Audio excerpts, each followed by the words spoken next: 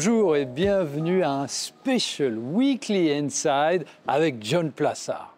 Nous avons eu l'honneur et le privilège d'être invités ici à Berne pour parler d'économie et montrer l'expertise de Mirabeau devant plusieurs parlementaires fédéraux. C'est l'occasion de mettre en avant tout le bien que nous pensons de la Suisse. S'il y a bien une idée qui est partagée par tout le monde, le mot n'est pas trop fort, c'est que la Suisse est belle. Des paysages magnifiques à la montagne, proches des lacs ou encore dans plusieurs villes typiques. L'économie du pays est stable, un taux de chômage extrêmement faible, une devise vigoureuse et une inflation en dessous du mandat de la Banque centrale. Bref, un tableau idéal à faire pâlir de nombreuses nations.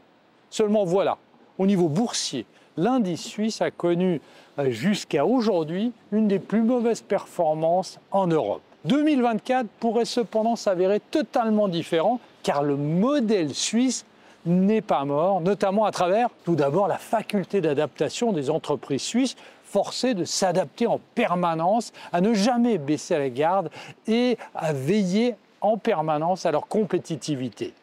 Deuxièmement, la faculté d'adaptation est aussi ancrée dans la culture suisse. C'est peut-être parce que l'on change de chef de gouvernement chaque année. Cette culture se traduit aussi par un taux d'épargne historiquement assez élevé pour faire face à des périodes plus incertaines, prévoir les jours plus sombres sans pour autant les affronter.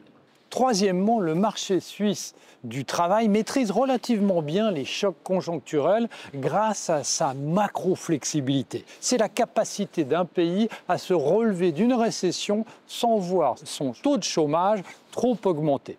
La mise au chômage partiel immédiate est aussi l'une des caractéristiques de l'économie suisse lors d'une crise considérée comme importante. Quatrièmement, un dialogue quasi continu entre les syndicats et les employeurs. D'après un rapport du World Economic Forum sur la compétitivité mondiale, la Suisse est le pays où les relations entre patrons et travailleurs apparaissent les plus marquées par un souci de collaboration. Enfin, comment ne pas rappeler le rôle crucial de la BNS, la Banque nationale suisse? Contrairement à la BCE, qui est la stabilité des prix, le mandat de la Banque nationale suisse consiste à mener une politique monétaire conçue de telle sorte que la monnaie garde sa valeur, ce qui permet notamment à l'inflation de ne pas trop s'apprécier et que l'économie puisse se développer de manière optimale. Si la BNS s'accrochait historiquement au différentiel de taux avec ses voisins, entendre la zone euro, il semble que la crise du coronavirus l'a laissé de marbre, comme le montrent les dernières réunions de l'institution monétaire suisse.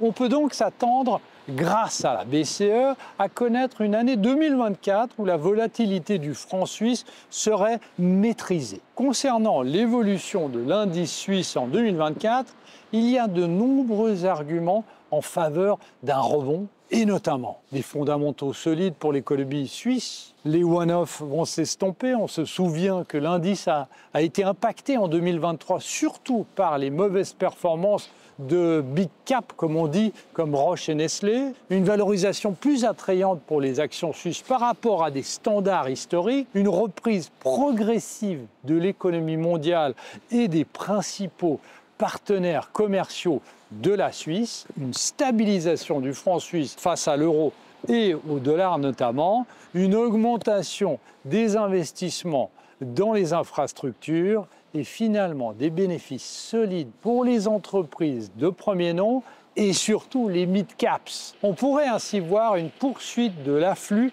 dans les fonds suisses face aux incertitudes géopolitiques notamment. En conclusion, depuis la crise immobilière de la fin des années 80 en Suisse, les analystes n'ont de cesse d'être prudents, voire négatifs, sur la future croissance de l'économie helvétique. Cependant, depuis 30 ans, les révisions de croissance se sont toujours faites à la hausse. Il en sera de même pour 2024. Rappelez-vous que l'économie suisse est comme le roseau. Elle plie mais ne rompt pas. Il en sera de même pour le SMI et surtout pour les small and mid caps en Suisse. Merci beaucoup et passez une très bonne semaine.